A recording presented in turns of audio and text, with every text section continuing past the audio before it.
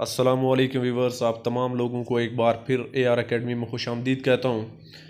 आज का lecture inspector England revenue के डिस्क्रिप्टिव टेस्ट के हवाले से इंतहाई अहमियत का अमल है, जो ह्यूमन रिसोर्स मैनेजमेंट के अंदर एक और टॉपिक है कि पर्सनल मैनेजमेंट क्या है। पर्सनल मैनेजमेंट क्या है और इसके लिए क्या ज़रूरी इक़दामात हैं, ये आज हम इंशाल्लाह इस वीडियो के अंदर कवर करने की कोशिश करेंगे।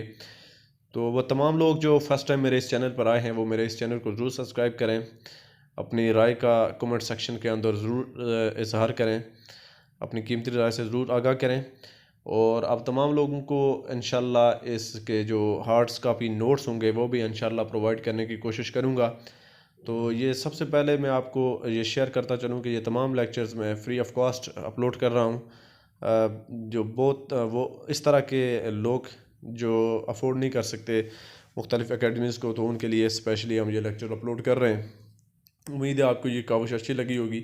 अपनी राय का इज़हार कमेंट सेक्शन में ज़रूर दीजिएगा। इसके बाद हम चलते हैं स्क्रीन की जानिब और देखते हैं कि पर्सनल एडमिनिस्ट्रेशन क्या है और इसके लिए ज़रूरी इक़दाम क्या हैं। सबसे पहले आपको ये पता होना चाहिए कि पर्सनल एडमिनिस्ट्रेशन ये बेसिक क्या है। इसके ऊपर हम देखते हैं पर्सनल एडमिनिस्ट्रेशन क्या है जी, कि पर्सनल एडमिनिस्ट्रेशन मैनेजमेंट एडमिनिस्ट्रेशंस। अच्छा, सबसे पहले तो आपको ये पता होना चाहिए कि देखें पर्सनल जो लफ्ज़ है, पर्सनल PERSONAL नहीं है। जो पर्सनल वो ज़ाती, जो बंदा समझता है कि ज़ाती मैनेजमेंट या ज़ाती एडमिनिस्ट्रेशन, ये वो चीज़ नहीं है। हर बंदे के जहन में ये होता है जी कि ये ज़ाती एडमिनिस्ट्रेशन क्या है, पर्सनल एडमिनिस्ट्रेशन क्या है। तो ये वो पर्सनल एडमिनिस्ट्रेशन नहीं है। यहाँ पे ये लफ्ज़ है PERSONNEL, पर्सनल। पर्सनल का जो मानी होता है, इसमें ये होता है कि ग्रुप ऑफ पीपल्स जो रेडी फॉर द ऑडिट, जो वो ग्रुप ऑफ पीपल है जो किसी भी लम्हे ऑडिट के लिए रेडी रहता है। सिंपल डेफिनेशन आप इसकी ये समझ लीजिए कि एक group of people was ready for audit in any time. तो इसमें ये होता है कि ये मतलब आप ये समझें कि जो रिक्रूट होते हैं किसी भी आर्मी के अंदर, जो रिक्रूट भर्ती होती है या पुलिस के अंदर जो भर्ती होती है, वो तमाम जो भर्ती के जो नौजवान होते हैं, जो ग्रुप होता है, वो बेसिकली आपको पता है कि वो ऑडिट के लिए वो ऑडिट के लिए तैयार होते हैं 24 घंटे। तो ये जो ऑडिट के लिए ग्रुप तैयार होता है, इसको करते हैं पर्सनल मैनेजमेंट एडमिनिस्ट्रेशंस। तो ये वही चीज़ है जो हमने ह्यूमन रिसोर्स मैनेजमेंट के अंदर पढ़ी थी कि ह्यूमन रिसोर्स मैनेजमेंट ही इसका तकरीबन दूसरा नाम है, पर्सनल एडमिनिस्ट्रेशन इसी को कहते हैं।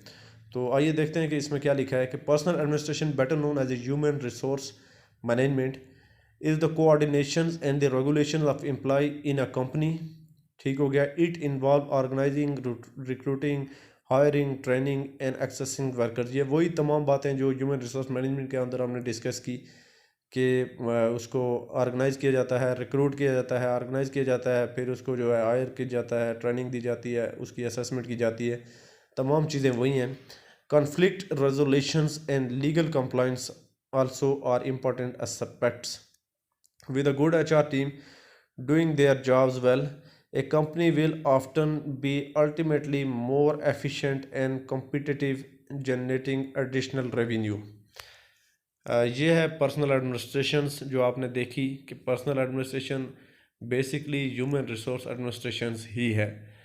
बंदू को जो है वो रिक्रूट करना, उनको जो है वो ऑर्गेनाइज करना, उनको जो है ट्रेनिंग देना, हायर करना और असेसमेंट करना, और जो कॉन्फ्लिक्ट है वो दूर करना, उनको कंपनसेट करना, ये तमाम चीज़ें जो है ये बेसिकली पर्सनल एडमिनिस्ट्रेशन है।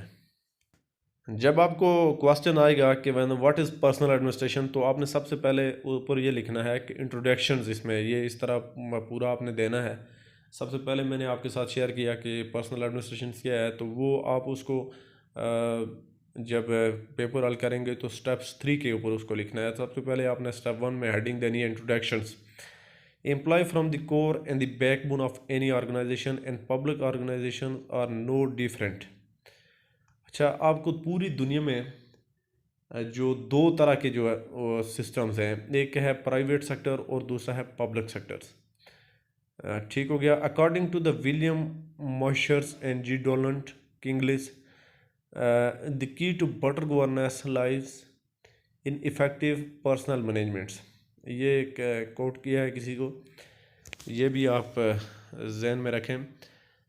इस तरह की हेडिंग दे देनी है आपने कि जो एम्प्लॉय हैं किसी भी ऑर्गेनाइजेशन में रीढ़ की हड्डी के मानद होते हैं और बेहतर गवर्नेंस के लिए जो है इफेक्टिव पर्सनल मैनेजमेंट ज़रूरी है। तो आगे हम देखेंगे कि इसके जो दूसरा पार्ट जो इसका इस लेक्चर्स का कि जो स्टेप्स हैं इफ़ेक्टिव पर्सनल एडमिनिस्ट्रेशन के वो कौन कौन से हैं। इफ़ेक्टिव पर्सनल एडमिनिस्ट्रेशन के जो बेसिक स्टेप्स हैं उनके ऊपर हम बात करेंगे। सबसे पहले है कि for effective personnel administration there are certain criteria that need to be fulfilled, like highly qualified work force for employ. पहले नंबर पर आ गया जी highly qualified work force for employ. एक नंबर 2 पर आ गया फेयर एंड इक्विटेबल वेजेस। ठीक हो गया। Rights of representations.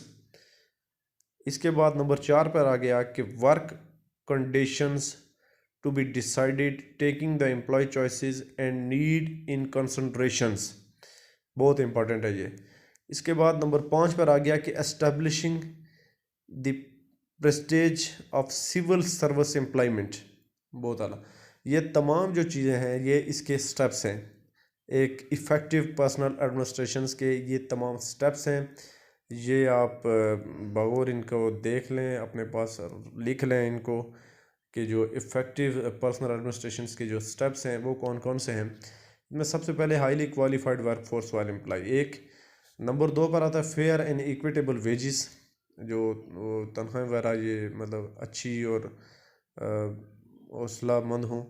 और राइट्स ऑफ रिप्रेजेंटेशंस, अपने आप को रिप्रेजेंट करने का उसके पास राइट हो। Work conditions to be decided taking the employ choices and need in considerations.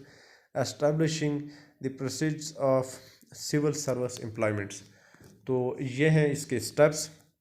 Personal administrations के बेसिक जो स्टेप्स हैं वो हमने आपके साथ शेयर किए। तो इंशाल्लाह अगली जो वीडियो है उसमें हम कोशिश करेंगे जो पर्सनल एडमिनिस्ट्रेशंस के जो दीगर जो चीज़ें हैं वो हम आपके साथ शेयर करेंगे। पर्सनल एडमिनिस्ट्रेशन के ऊपर एक और लेक्चर लेकर आएंगे क्योंकि ये थोड़ा लंबा टॉपिक है। तो तब तक के लिए दीजिए मुझे इजाज़त। अल्लाह हाफिज़। मिलते हैं अगली वीडियो में। तब तक के लिए दीजिए इजाज़त। अल्लाह हाफिज़।